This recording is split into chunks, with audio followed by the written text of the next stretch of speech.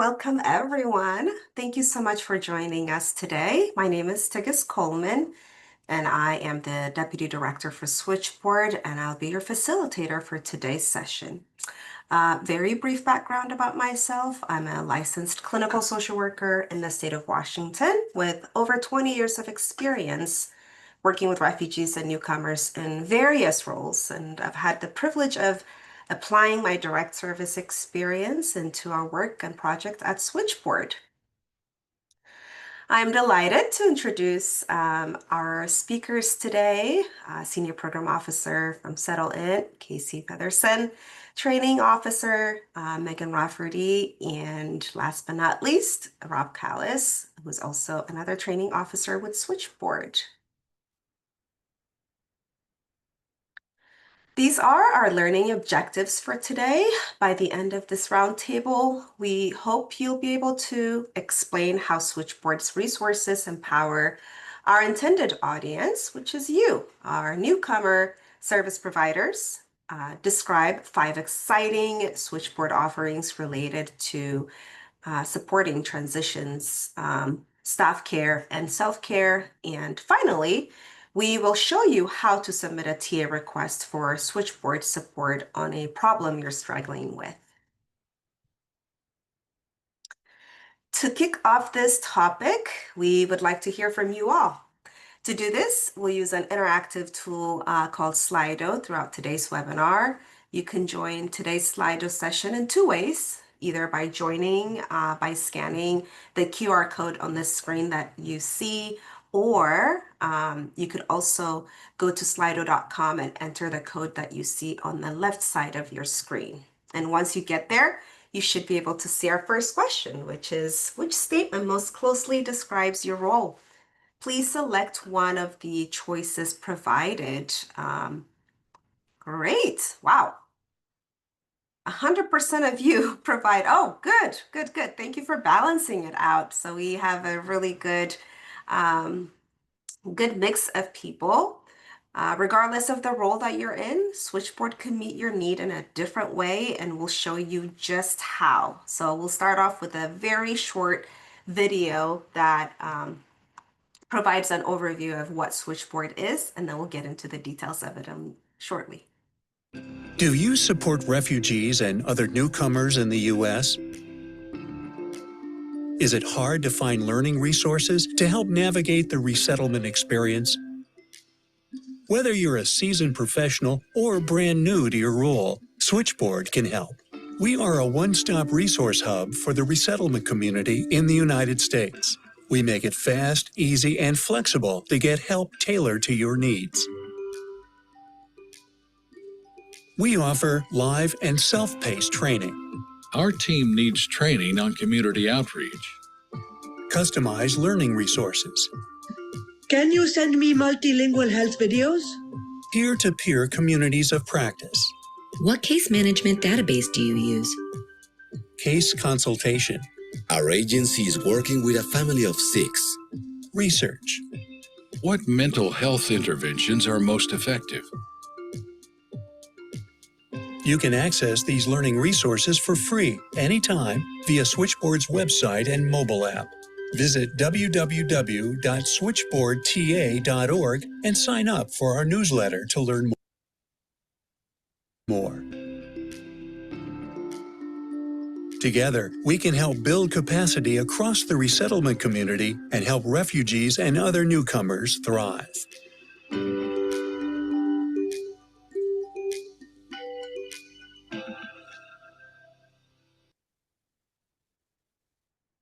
So in a nutshell, Switchboard is a one-stop resource hub for refugee service providers in the US. Our overall goal is to provide comprehensive support and guidance to organizations and communities serving newcomers. We aim to empower and equip service providers with the tools that they need to facilitate successful and sustainable integration for newcomers to the US. We're going to unpack each of the essential components of our goal in the next few slides. The first one being comprehensive support and guidance. We're going to walk through what that means. What does comprehensive support and guidance look like at Switchboard?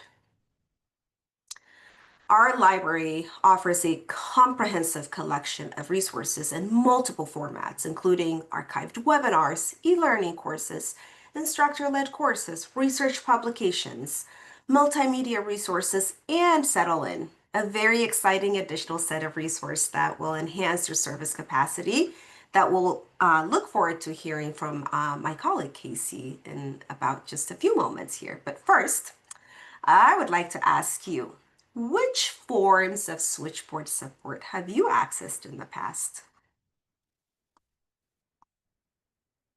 Again, if you can take a minute to scan the QR code that you see on the screen or go to these, there you go, you guys got it. Resources on the website, webinars, I see e-learning courses, I see Settle In. It looks like you guys have used most of it and hope that we can show you the areas that you haven't maybe familiarized yourself with. Thank you for taking this, the Slido questions. All right, well, here we wanted to share our data from our annual evaluation report showing the average percentage of the different types of deliverables or resources that were accessed by our learners. And similar to you all, as you could see the numbers here, people are accessing webinars, e-learnings, instructor-led courses, communities of practice. Yeah, so it's really exciting to see our learners today and what our report showed overall. In the next slide here, heading back to our goal, we're going to unpack what it means by organizations and communities serving newcomers, because this is really the heart of our project, which is the who. Who is Switchboard for? As you saw in the interactive poll that you took, confirmed also by our evaluation report that you see here, our services are designed for service providers like you. Almost half of our users reported that they provide direct service to clients and newcomers, much like you guys. And about a third of users reported providing support on a programmatic or operational activities. And lastly, about 20% reported leading a program or organization and have the authority to make strategic decisions. We aim to empower and equip service providers with the tools that they need to facilitate successful and sustainable integration for newcomers to the US. As you can see on the next slide, this is an interesting data that shows that almost a third of our users have experienced displacement or resettlement themselves. What is this highlighting? It's highlighting that this is to show how the impacts that our resource development and our indication of our training and technical assistance brought relevance and the responsiveness to the network as a whole. A notable strength of our tools and our approaches is our ability to really target a wide range of pain points for service providers and newcomers that you all serve. Our catalog includes tools that providers can use with newcomers, in-depth resources that can enhance your understanding of some topics that are relevant to the work that you do, short list of practical tips and best practices to incorporate into your learning and daily routine, catering to a variety of learning styles that you might have. And so here, we wanted to show the positive data from our users and share that about 97.5% of our users say that the content we have is easy to understand, and that about 96% is reporting that our materials are useful to the work that we do. All right. Note that the offerings that we will present on today's span across several of the categories of the offerings that I know we showed earlier.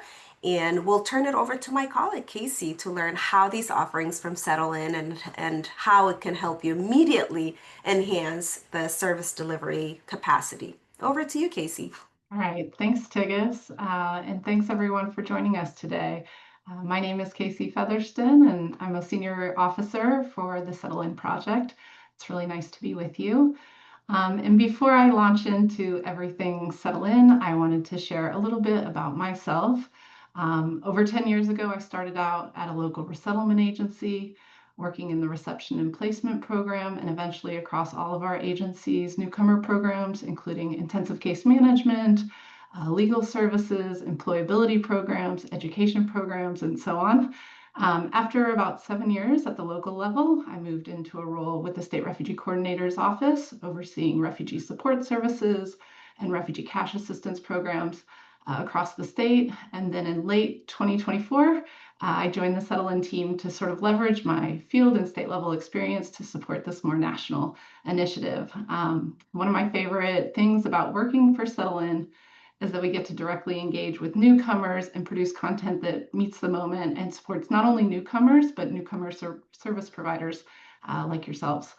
So I hope throughout this presentation today, you'll be able to find ways that Settle In content and services can help address some of the capacity challenges that you all are facing in the field.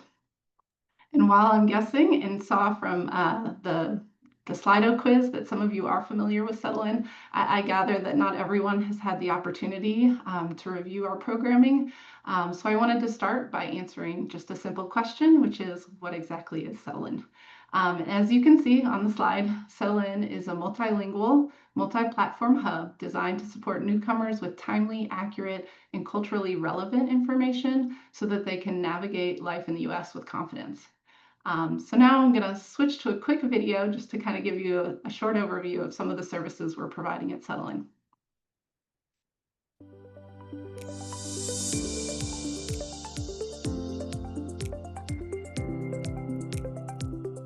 Settle In US is here to support you.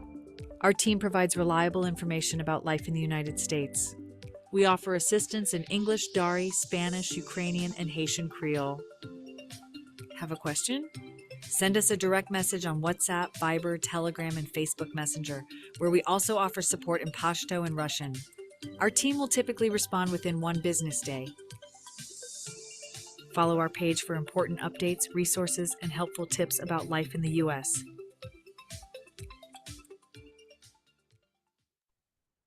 Right.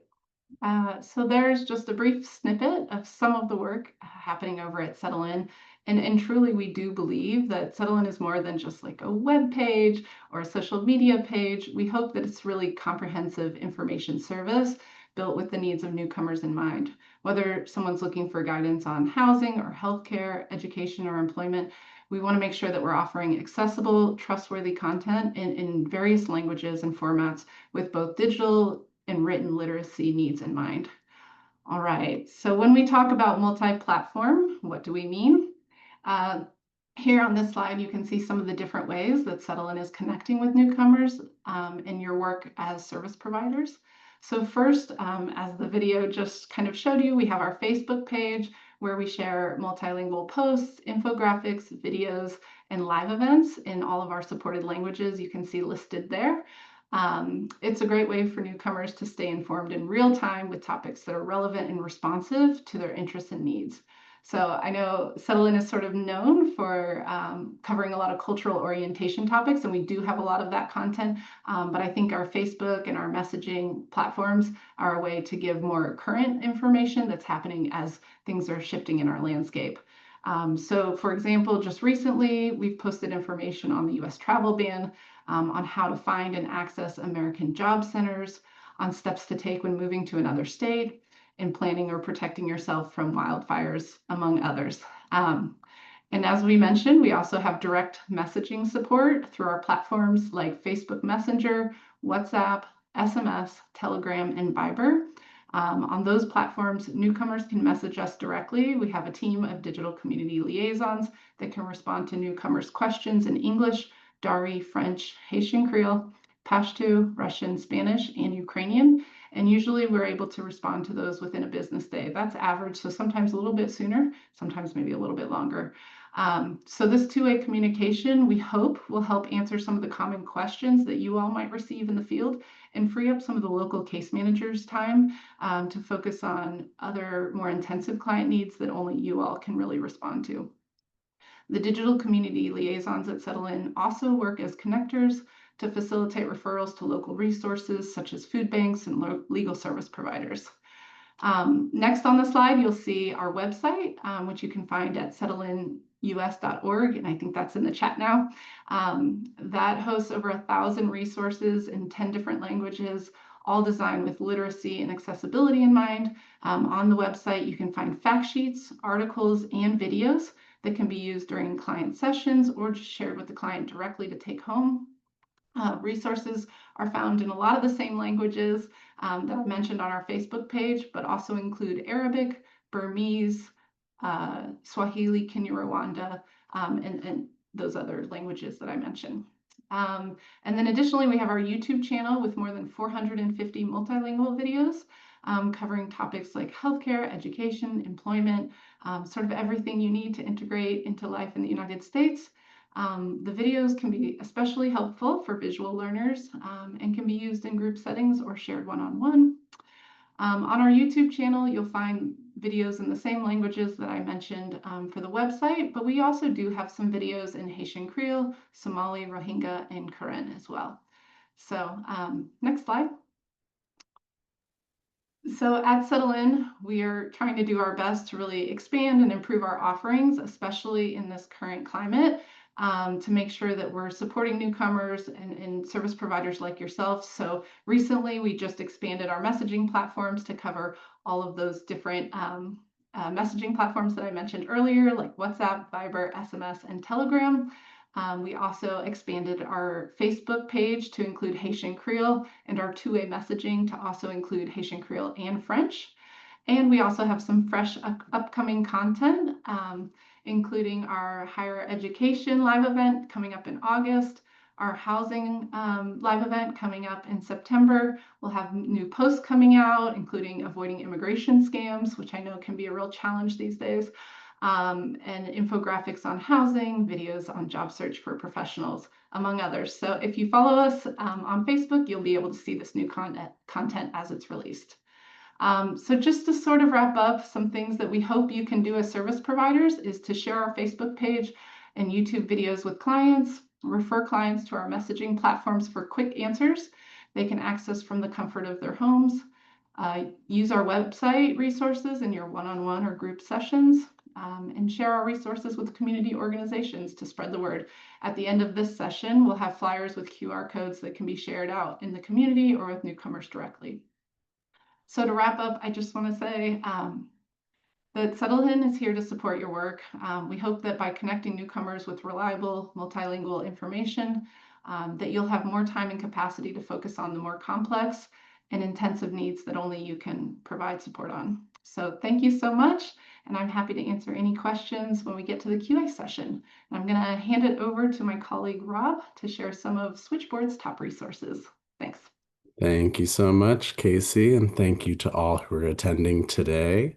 I know it can feel like a lot to hear about so much that we at Switchboard do, and it is a lot. We really take a lot of pride in the multiple streams and formats of services that we provide. But I know you might also be wondering, like my work in resettlement right now feels difficult. So how can Switchboard really help me? And so for us today, we wanted to highlight resources related to the following 3 themes that might be able to support you in the current moment in resettlement. The first theme on navigating transitions in resettlement, the second theme on promoting organizational resilience through staff care, and the third theme on practicing self-care in times of stress and burnout. So that takes us to our second section for today. And at the top of this, I'd like to introduce myself, and I'll also have my colleague Megan introduce herself too at the top of this. But my name is Rob Callus, and I'm here to answer that question of how Switchboard can support you through our resources. So, I'm a training officer with a focus on community engagement and integration. I consider myself to be a lifelong educator. I've got several years working in instructional design, global health, and refugee resettlement. Prior to being at Switchboard, I worked at a local resettlement agency in Durham where I managed a youth services program that had both refugee school impact and refugee youth mentoring funding. I speak Swahili and Spanish. I'm ESL certified for both adults and youth. I'm based in Wake Forest, North Carolina, and I'm also currently pursuing my master's in social work at UNC Chapel Hill. Go Tar Heels. I am one of your speakers for this section, and I'd like to welcome my colleague Megan to introduce herself as well. You bet. Thank you, Rob. So I'm Megan Rafferty, and I'm Switchboard's training officer, and I'm focused on mental health and wellness resources here at Switchboard. My background briefly is that I'm a licensed professional counselor and a licensed addictions counselor in the state of Colorado. And I have provided mental health and case management services to refugee and immigrant populations for over a decade here in Colorado prior to joining Switchboard. And that's really about it. So I'll hand it back to you, Rob, to take us forward. Thank you, Megan. And so maybe y'all can hear a little bit of these differences. I'm really community focused and organizationally focused on my side, and Megan's really focused on these sort of mental health things. But in this section, what we really want to talk about is how all of these things feel really connected. And for me, there's a real narrative through line through the ways we take care of our organizations, our teams, our staff, and ourselves that will make our ability to do this work more sustainable and effective. So we're going to start this section before getting into some of those resources by hearing from you all. So in times of stress and significant changes in your resettlement work, what helps you to stay grounded? What helps you to take care of yourself? All right, so this is another Slido question. If you could pull out those smartphones or go to slido.com and put in that code again if you lost that browser. We'd love to hear, once again, in times of stress and significant changes in your resettlement work, what helps you to stay grounded?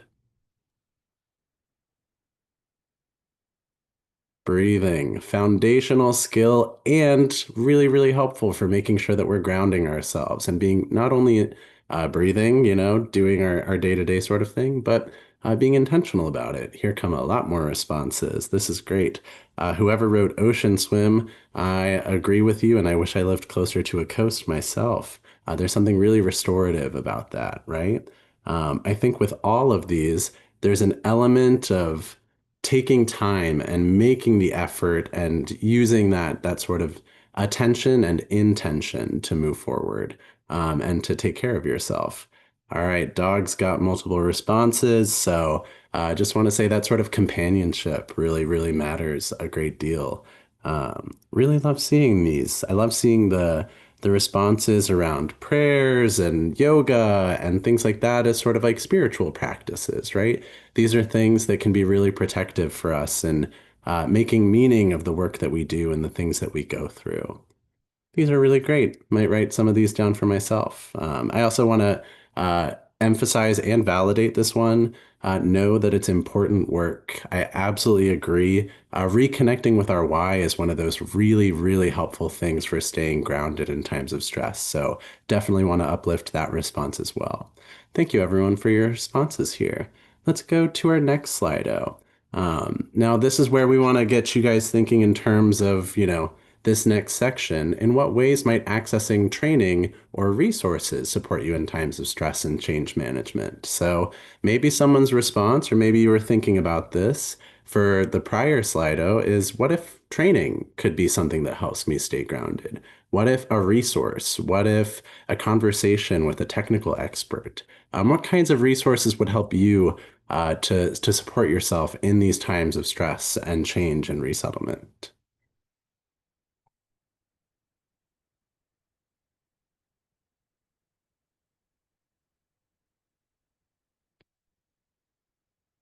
Time management. Right. I think that just getting some of those hard skills in terms of how to balance it all, there are incredibly demanding expectations on us in this field. To learn from others experiences during difficult times, I think that's so so amazing as a grounding technique is to realize that we're not alone in this work. We're not the only ones doing it, and other people might be doing it in ways that we haven't thought of doing it. Especially when we're stressed, we're not always thinking of best practices, right? We might be thinking of how to get through. But social learning creates space for us to learn from others. All right, these are really great responses. Having just tangible physical information and resources that could help you actually do your work. I think feeling validated about stress or concern for my clients is a really good response. And that's something that we try and bake into all of our resources is this understanding that we know what it's like to work in the field. We've all come from some sort of direct service standpoint. Those of us who make the resources that you access through Switchboard. So if there's anything that we can do to just name that like the work that y'all do is difficult and really important, that's really essential for making sure a resource or a training opportunity makes sense to you and feels worth your time, especially in times where everything feels really difficult, right? So thanks so much for your thoughtfulness in these responses. We're now going to walk you through 5 resources that Switchboard offers that we think addresses sort of these ideas of staying grounded and working our ways through changes and transitions and resettlement. So I want to start with a quote from some research that we did at Switchboard around what works to reduce burnout and vicarious trauma among refugee service providers. And this quote says that effective strategies encompass both organizational and self-care interventions, right? I think it's very difficult in this work to be told that it's just like, oh, you need to do a little bit more self-care and you'll be able to do this work. Without being critical also of sort of like the environments that we're in and being able to say, this sort of structural piece isn't working for me. I want to change something about my environment. And that for us means our organizations, our agencies, our workflow, those sorts of things. So from this research, from this evidence summary that we produced at Switchboard, we explored a number of evidence-based practices for addressing that sort of holistic approach towards addressing burnout at both, like I said, the organizational and the personal level as well. And we found a number of great strategies that we put in this evidence summary that you can access on our website. So from that research, we were able to produce a number of other resources, and we were able to identify the importance of this topic, especially these days.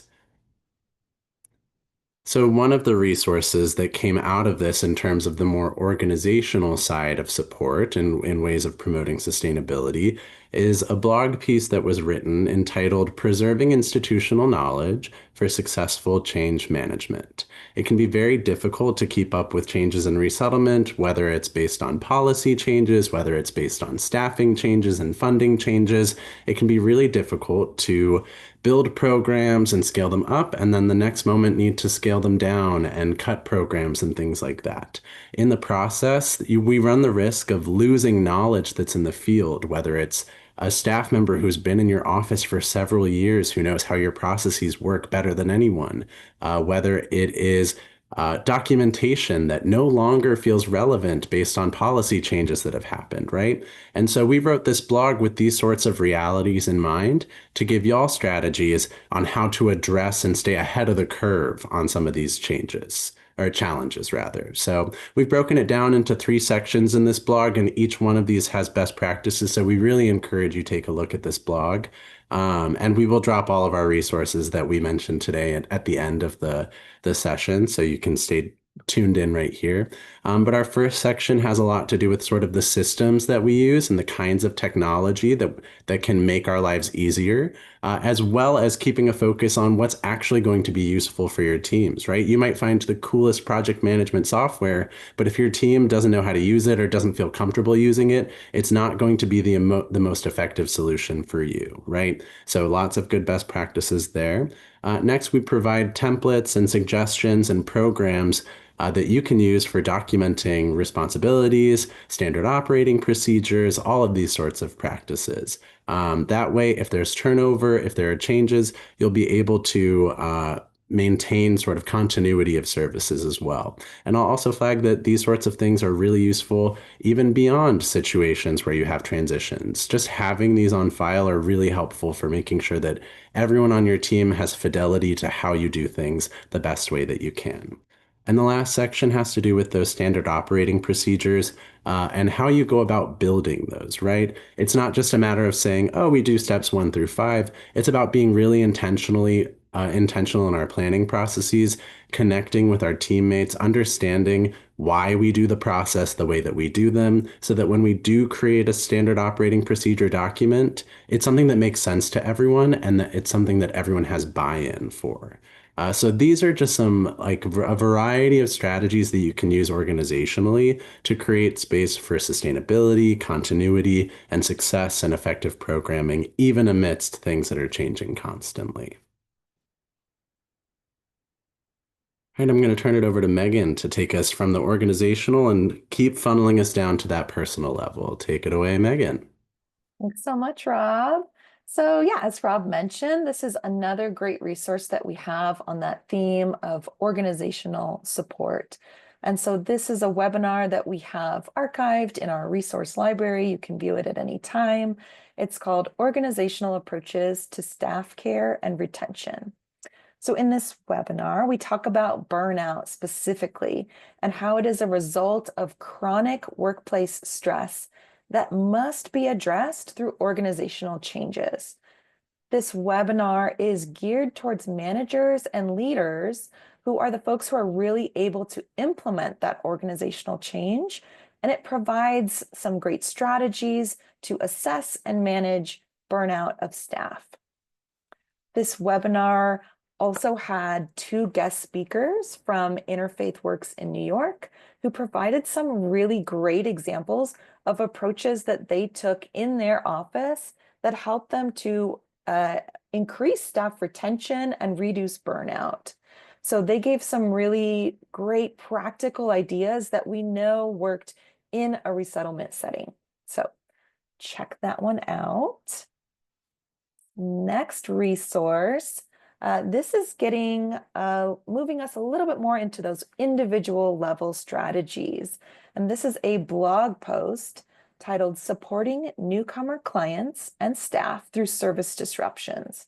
So this piece really describes how service providers can support clients during times of service disruptions, such as those that might happen due to funding insecurity and programmatic changes.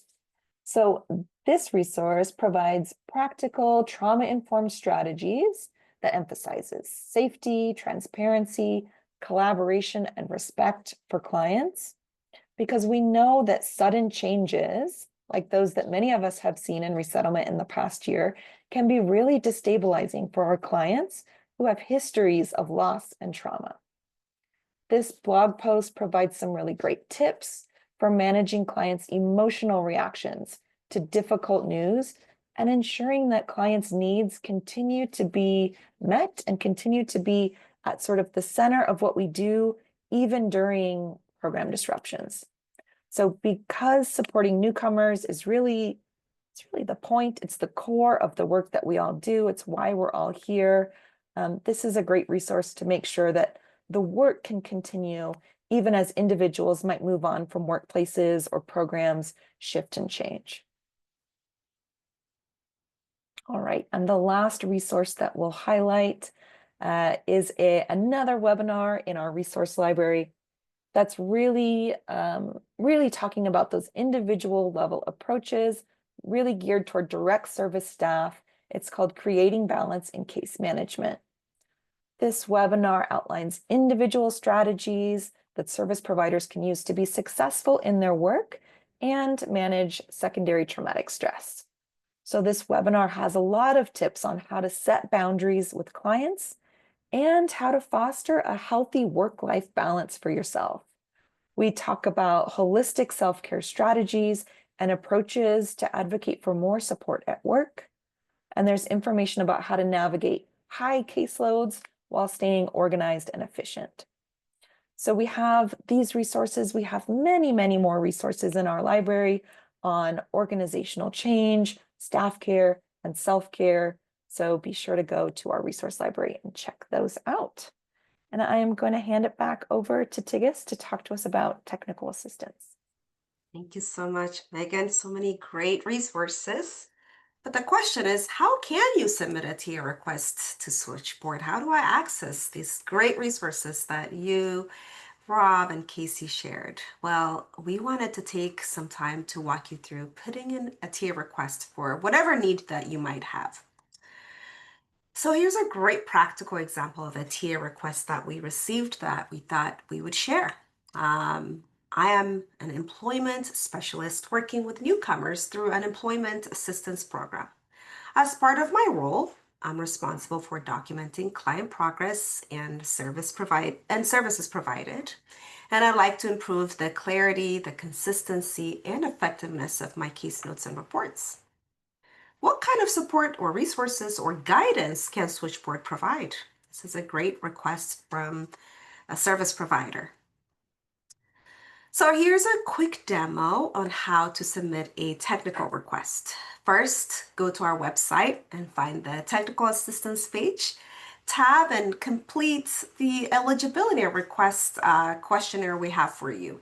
The first 3 questions are very basic information. Where we ask you about your service area and the population that you work with. And this gives us an idea of who you are as an organization and the population that you serve. Of course, you're welcome to select more than one population that you serve, as you could see here. You'll then tell us the topic area that you are looking for resources on. So you would select the topic that best fits your request. And in this case, you would select employment as your topic area. Next, you'd tell us about the training or the support that you're looking for. Helpful information to share with us would be what challenge you're tackling, what we've tried so far to address, and how Switchboard can support you. And lastly, you will complete your contact information and then submit the TA, and one of the training officers will contact you to follow up with the resource that you might need or work with you to build a tailored training or technical assistance for you or your program or your agency. One thing I wanted to mention is we know that sometimes the topic or the area that you have might fall into multiple areas, which is fine. So feel free to select one topic that meets your priority list, and we can adjust as we talk with you. And it really is that simple. You just submit with the information that you have, and then we'll contact you. And that's how you get to us, and that's how we connect. All right. And really, that concludes our session for today, but I wanted to use this time to bring back our speakers to answer some questions that you might have.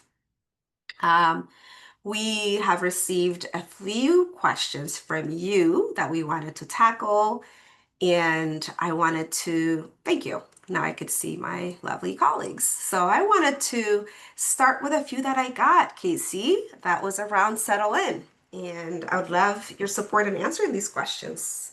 I'm ready.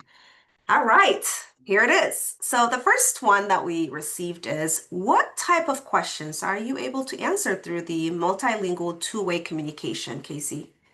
Great. Yeah, I think our digital community liaisons are sort of prepped to answer all sorts of questions. We're really focused on serving OR eligible newcomers, so that is like a piece of it, but we can kind of respond to questions about, employment, housing. We're getting a lot of questions recently on immigration legal pathways and such. So our digital community liaisons, they don't give legal advice, but they can kind of provide publicly available information and then also make a referral to a legal case provider to do more case-specific consultations. So really, we can cover the gamut of questions that come in, and if our digital community liaisons aren't comfortable answering that question, we have subject matter experts that we can consult with to get that information for them. So we do our best to answer pretty much any question that comes our way.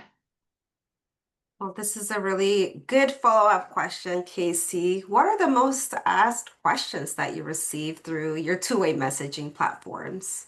Yeah, so that really shifts, I would say, depending on what's happening in the, the environment and the landscape. So we see these questions sort of change as things are changing in our environment. We also notice that we get questions a lot based on what we're posting, what content we're developing. But I did kind of just take a look at some of our data just to kind of look at what have been the questions in the last few months. And a lot of it's focused on legal and immigration pathways, as you can imagine, public service and benefits. I think that also makes a lot of sense.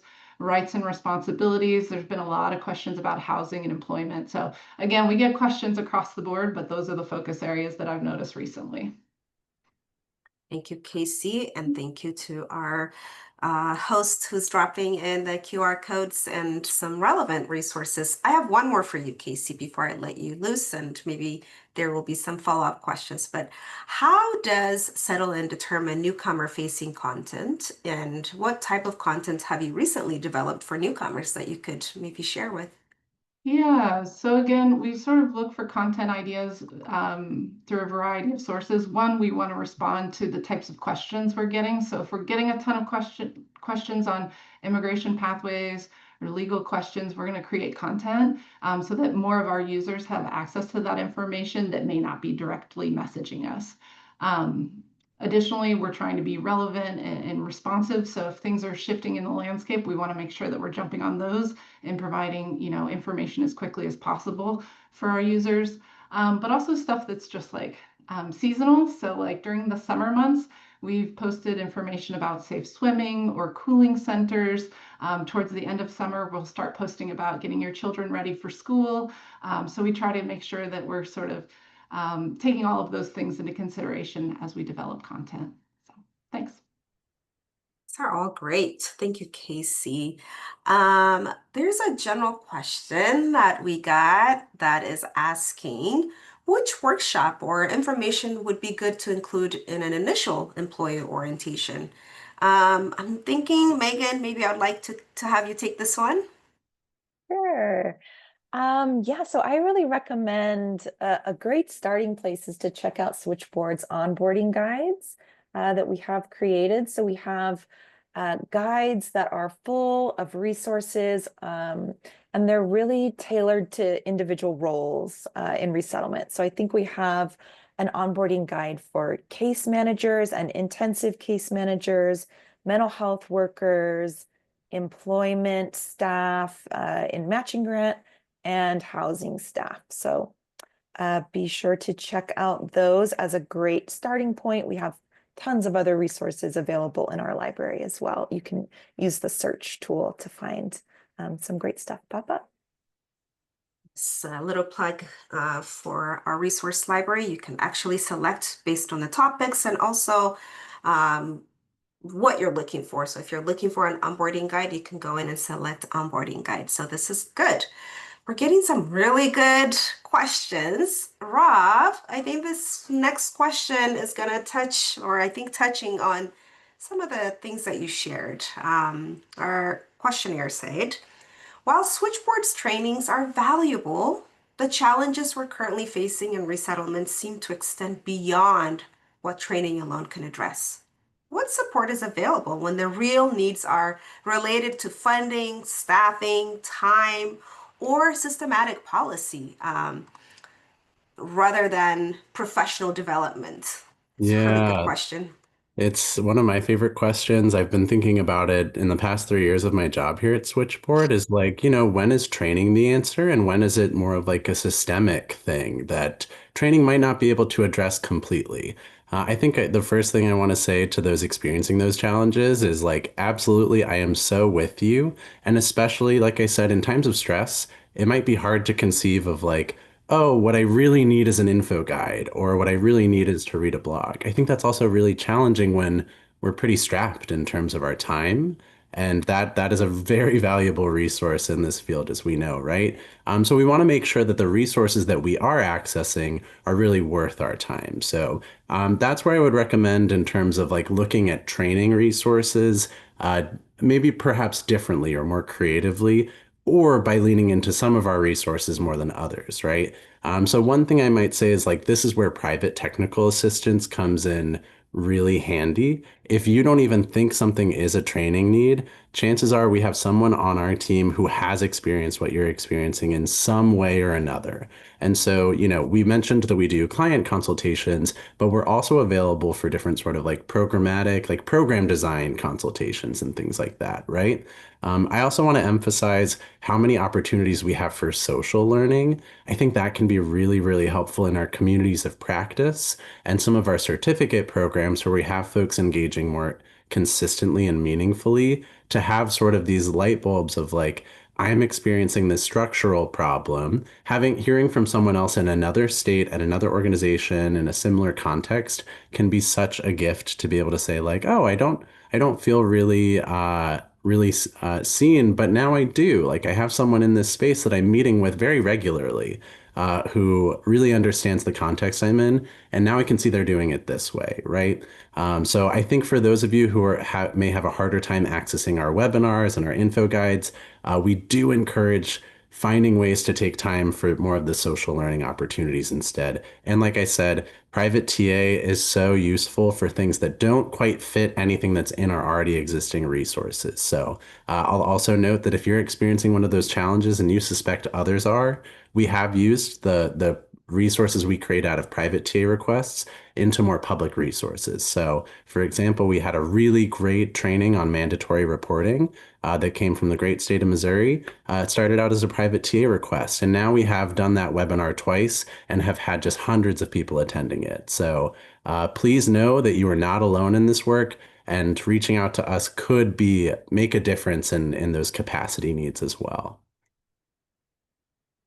This is great. Thank you so much for breaking it down and connecting the dots for us, Rob. I think there is one that I want you to tackle again. How can we realistically manage expectations for organizations and staff working with newcomers, especially in the context of rapidly shifting federal, state, and local policies? This is also another one that we've been getting quite a lot of. Yeah, I think that's a tough one to answer. I'm also dropping in another onboarding resource in the chat since that came up earlier. But managing expectations is such a tough one, right? Especially when things are changing every day, like every minute, it feels like, right? So I think now more than ever is the time for ongoing, transparent, and consistent communication and building trust among our teams, right? It can be, especially in times of resource scarcity and funding scarcity, tough to get our mindset out of a competition model and into a collaboration space, right? And so these are the times that we should be focusing on things like quarterly consultations, on building coalition and community with folks, in the greater community. And we should also be looking towards folks in the field who are doing this work who aren't at maybe like traditional resettlement agencies, right? I think that's sort of step one, is acknowledging in terms of expectations, who's here, who's doing this work, and how can we sort of like decrease the competition and increase our opportunities for collaboration. At the same time, in terms of communication that we're providing, perhaps as folks in management roles or in these bigger programmatic roles, it's really important to be as real with people as possible, as our policies will allow, right? And so giving people the tools that they need to make decisions about, whether or not they stay in the field, about whether or not they need to focus on some other aspect of their work.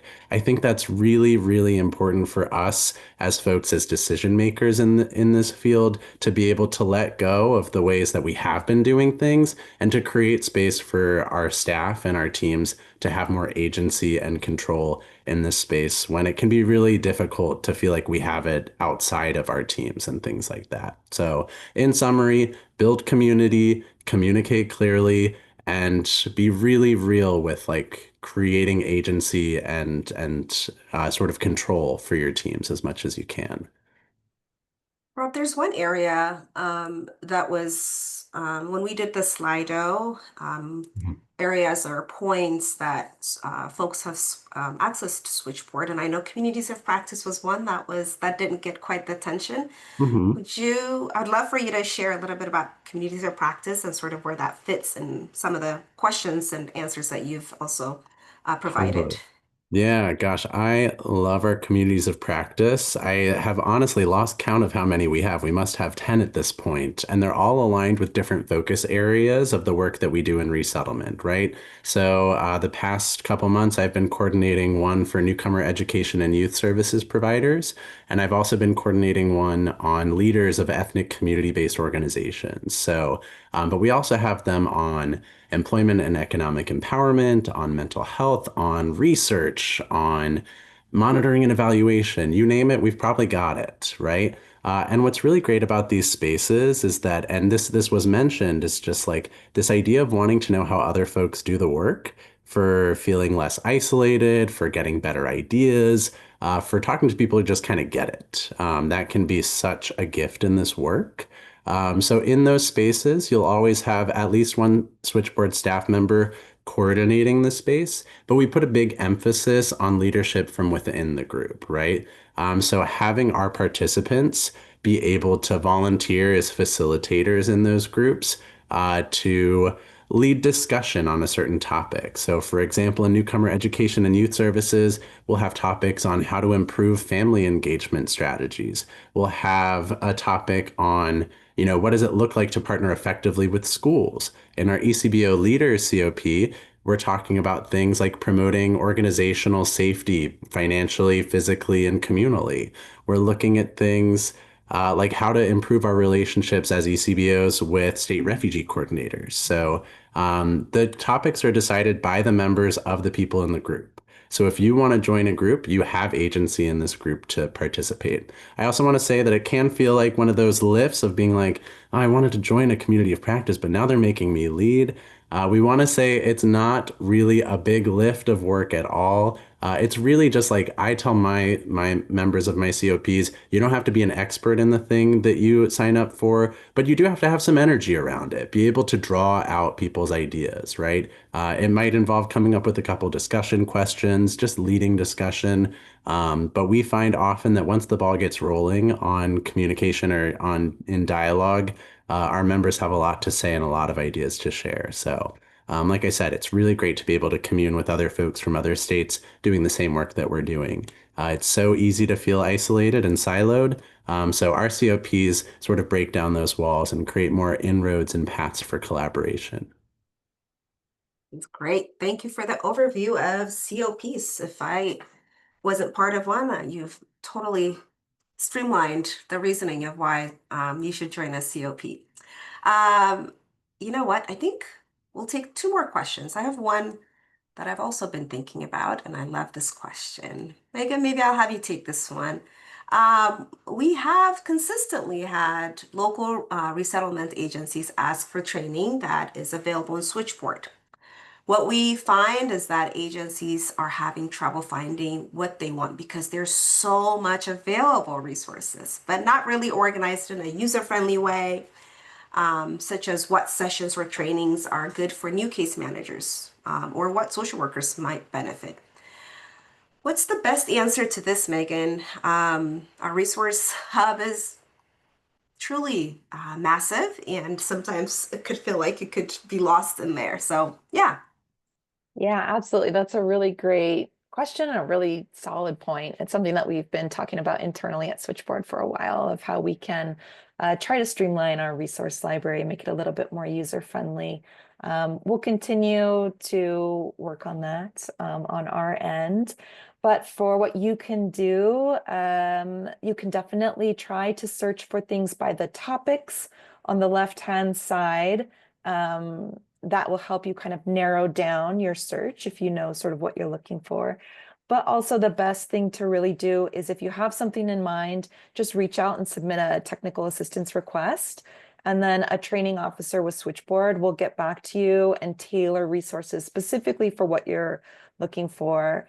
On our team, we are really the experts of what exists and what lives in our resource library. And so we've got a pretty good idea of what we've got, and we can send those out to you really easily. So make it easy on yourself. Just submit a TA request and let us do the hard work. Wonderful. I think I will wrap up with this question. And since Megan you're talking, maybe I'll have you take this one as well. What strategies can I use to support staff that I supervise who are dealing with stress, vicarious trauma, or particularly when I'm also struggling to cope with the current demands of resettlement and casework? Yeah, that's a great question. That's the question of the year right now. I think that we have a lot of great resources on our website, of course, like Rob and I highlighted in this webinar so far, but just sort of off the cuff, other recommendations that I would have for that are in order to support our supervisees, just make sure that we are scheduling regular supervision, always prioritizing making time for supervisees, and whenever possible, making sure that that goes beyond just the administrative tasks, but really checking in with people. How are they doing? I think that can also be really hard when we're in it as well and we're going through what our supervisees are going through. So just making sure that you're also regularly checking in with yourself, doing a temperature check. How am I doing? Making sure that you're available, emotionally ready to be there to support your supervisees. Always kind of double checking if your reactions are really to what they're telling you or what you're experiencing internally. Just kind of double checking with yourself. Is this what my supervisee needs right now? And doing these self-care activities yourself, so that you can really be there to support. I don't know if Rob has anything else that you'd like to mention since you were on this with me. Yeah, just a tiny extra thing because all those ideas are really awesome, Megan. I think as someone who formerly supervised folks in this ever-changing landscape of resettlement, it was really powerful at times just to acknowledge when I myself, like openly and transparently, when I myself am struggling with some of those things too. It can be really validating, without centering yourself necessarily as the manager in that relationship, but just acknowledging like, hey, it is really tough. I am struggling with this too. I'm hitting some walls there. So using that as a foundational place, like I said, without overemphasizing your position there, can be really unitive and make sure that you're starting out on the same team with your supervisee. So thanks so much, Megan, though, for all those other ideas. Great. Thank you all. What a great group of questions that we've tackled and really captured much of what we've been seeing in the TAs that we've been receiving. We hope you've achieved these learning objectives that we set for you here. And what we want to do next is we've mentioned quite a lot of recommended resources and or some supportive resources that we've mentioned that I know our host has been putting in the chat, but we will also be sharing in our follow-up email tomorrow.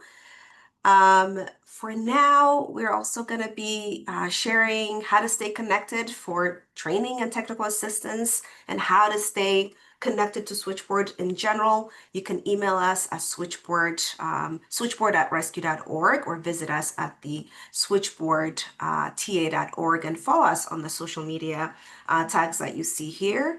On behalf of all of us at Switchboard, thank you so much for being with us today and learning with us, and we hope to see you again at our upcoming trainings. Thanks for making the time to be here and for all the work that you do with newcomers.